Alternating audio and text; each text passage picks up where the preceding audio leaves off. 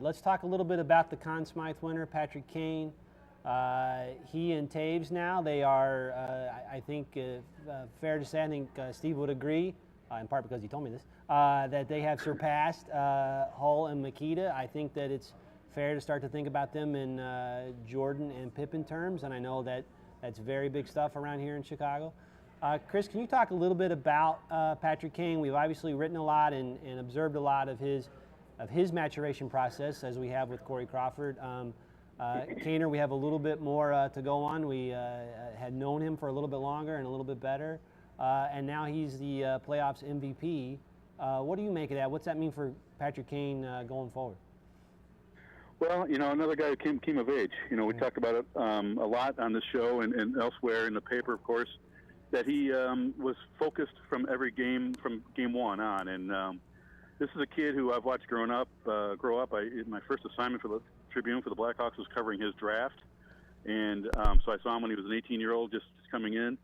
I guess I was thinking last night, another story about when I was on the ice. I was talking to him on the ice afterward, and I was just struck with how mature he was and talking about how this was good for Chicago and his career and the Blackhawks organization. And I flashed back to 2010 when he's skating around kind of like a goofball after they won. It's really remarkable that a couple of seasons, a couple of years rather, it's a different kid. And I think we when he was growing up, we saw him grow up, and we saw him go through a lot of growing pains. When you're a millionaire and you scored the game-winning goal in the Stanley Cup Finals, and then we saw some bad behavior after that. I guess it's tough to go in a guy's shoes, but I think he really has matured, and I expect he'll have an offseason that's going to be fun, but I think out of the headlines, which will be good for everybody. He's got a terrific family, and it's just really nice to see him kind of be grounded for once, and I really do believe the stories now that he has grown up. They're inextricably tied now, and will be forever, the Gold Dust twins, Toews and Kane. And they are, in a lot of ways, polar opposites, but they are magic together. Jonathan Toews was exactly what a captain should be. Now, I know hockey players play despite having heart transplants and having lungs removed and having legs amputated. That's what they do.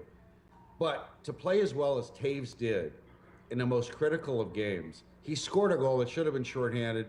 At least the play started then. And that amid Boston domination, that got him back in it.